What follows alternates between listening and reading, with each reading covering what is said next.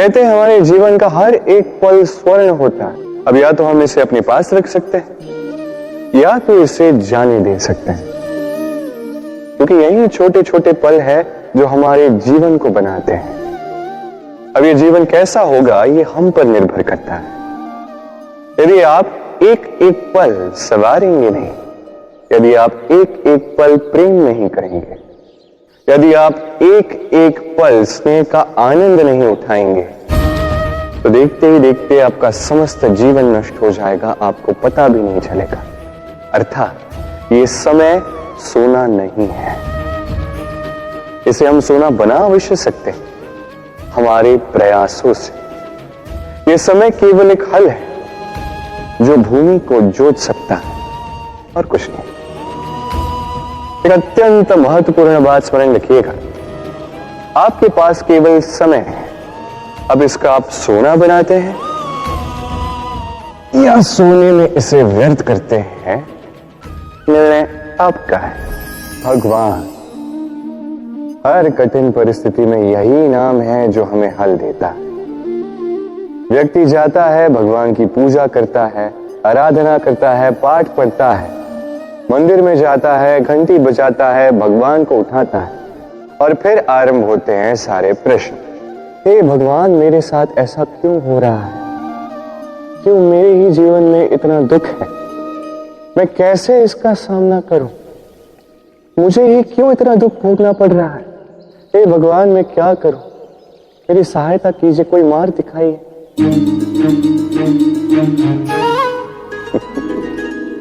चलिए मैं आपसे प्रश्न करता हूं,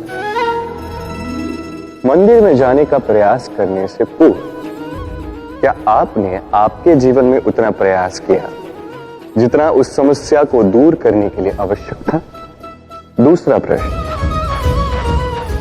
भगवान को उठाने से पूर्व क्या आपने स्वयं को जगाया? क्या आपने आलस त्यागा? तीसरा प्रश्न, भगवान को पूछने से पूर्व क्या आपने स्वयं से पूछा कि मैं क्यों इसमें असफल हो रहा? यदि नहीं तो सर्वप्रथम ये कीजिए, आपको हर प्रश्न का उत्तर मिलेगा, हर संकट का निवारण मिलेगा, कहीं और नहीं, स्वयं झांक के देखिए, प्रयास कीजिए, स्वयं को जगाइए। आप सफल अवश्य हों, क्योंकि वो परमात्मा, वो परमेश्वर, वो परब्रह्म आपने भी तो बसता है। इस सूखे पत्ते को आप देख रहे हैं, ये कभी एक डाली पर हुआ करता था, हरा भरा, तने को पोषण देता था, किंतु जैसे ही ये सूख गया, जैसे इसने पोषण देना बंद कर दिया, इसे गिरा दिया गया। अब आप कहेंगे यही तो सच है, यही तो संसार का कड़वा सच है। ये संसार तभी तक आपको अपने साथ रखता है जब तक आप स्वयं को उपयोगी बनाए रखते हैं। मैं ये नहीं कहूंगा कि ये झूठ है, ये अवश्य कहूंगा कि ये संपूर्ण सत्य नहीं है। संपूर्ण सत्य ये है कि यदि आप चाहें तो सदा सदा के लिए संसार को पोषण दे सकते हैं और सदा सदा के लिए संसार आपको अपने साथ रख सकता है। कैसे? इसी सूखे पत्ते का उदाहरण आपको देता हूं। ये सूखा पत्ता पहले पिसेगा, तत्पश्चात वर्षा के साथ गलेगा, फिर खाद बनेगा, फिर उसी वृक्ष की जड़ों में समा जाएगा, एक नवा अंकुर को एक नया जन्म देगा। तो आप सोचिए आपको अपने जीवन के साथ क्या करना है। यदि कभी आप गिरे, कभी असफल हुए, तो आपको इस उत्साह को खो देना या पुनः खड़ा होना और एक नए संसार की रचना करनी है, निर्णय आपका है। इस पत्थर को देख रहे हैं हम, नदी की तलहटी पर पाया जाता है, प्रयास करता है कि नदी के जल के प्रवाह को रोक सके। क्या रोक पाता है? कदापि नहीं। उल्टा वो अपने तीखे छोरों को गोल कर बैठता है। अब इसे सीखने वाली बात क्या? इसे सीखने वाली बात ये कि जो व्यक्ति दृढ़ निश्चय के साथ जीवन में केवल आगे बढ़ता है बिना रुके, वो ना केवल अपना लक्ष्य प्राप्त करता है बल्कि मार्ग में आने वाली बाधाओं का अस्तित्व ही बदल देता है। तो आप क्या बनना चाहेंगे? वो व्यक्ति जो बाधाओं को चीर कर आगे बढ़ता है, या वो व्यक्ति जो किसी और के मार्ग में बाधा बनता है और अपना अस्तित्व ही खो बैठता है? निर्णय आपका है। समय अत्यंत कठोर स्वामी। आपने कई लोगों को यह कहते हुए सुना होगा, मेरे पास इतना समय नहीं है, इस कार्य में जो है अत्यधिक समय लग जाएगा, इसके विषय में सोचने के लिए मुझे समय ही चाहिए। अच्छा, मैं आपको एक बात बता देता हूं। यदि आपने ये निश्चित करने में समय लगा दिया कि आपको क्या करना है, तो समय ये अवश्य निश्चित कर लेगा कि आपके साथ क्या करना है, क्योंकि ये समय अत्यंत कठोर होता है। जब तक आपके साथ है, इसका आदर करना सीखें, इसका सम्मान करना सीखें, इसका सदुपयोग करना सीखें। यदि ऐसा नहीं हुआ तो इस समय को, स्वयं को और आपको बदलने में अधिक समय नहीं लगेगा। ये क्या हुआ? मुझे ठोकर लगते ही ये हाथ से छूटकर गिर क्यों गया, टूट क्यों गया? अब आप कहेंगे ये तो ऐसा ही होता है इस जीवन में, संसार में। ठोकर लगने के पश्चात हमारे हाथ जो भी होता है वो छूट जाता है, जो बनता है वो टूट ही जाता है। किंतु क्या ये सत्य है?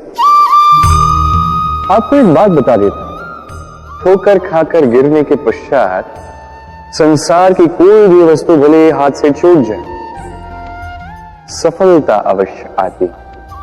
चाहे कितनी भी बुरी तरीके से आप गिरे हो, ठोकर खाई हो, भविष्य अवश्य बनता है, क्योंकि ये ठोकर,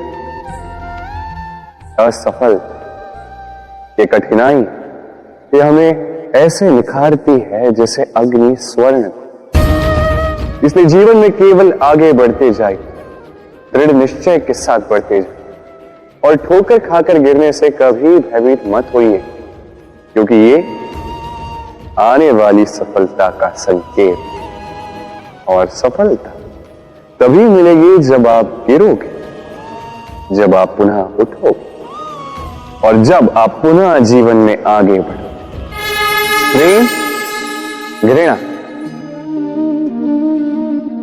दोनों समान शब्द हैं। कैसे? देखिए ना, दोनों में 2.5 अक्षर हैं।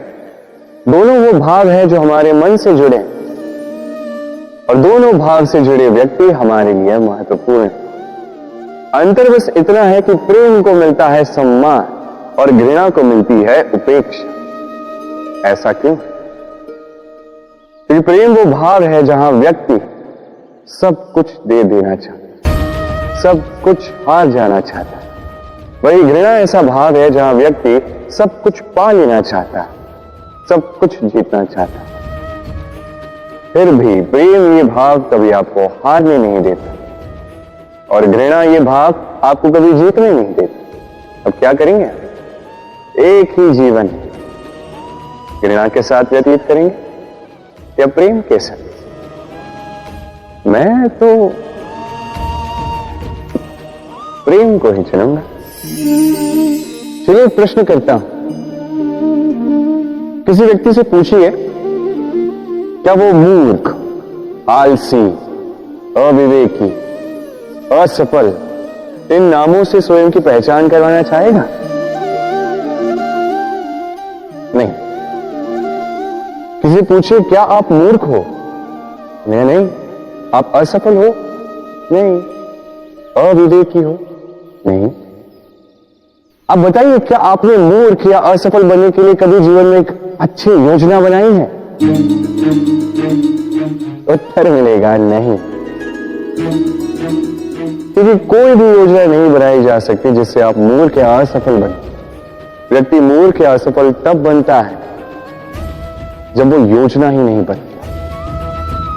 देखिए, छोटा सा जीवन, इसे नियोजित करें ताकि अधिक से अधिक लोगों को आप जोड़ सके, अधिक से अधिक प्रसन्नता पा सके, अधिक से अधिक सफलता प्राप्त कर सके, अधिक से अधिक लोगों का मार्गदर्शन करके उनका कल्याण कर सके। असफल रहकर घर पे बैठने से अच्छा ही है कि आप एक योजना बनाकर असफल हो, क्योंकि तब आपके पास एक और विकल्प होगा, एक नई योजना बनाने का, उसे साकार करने का। कि कोई न कोई योजना तो होगी जो आपको आपके लक्ष्य तक पहुंचा दे।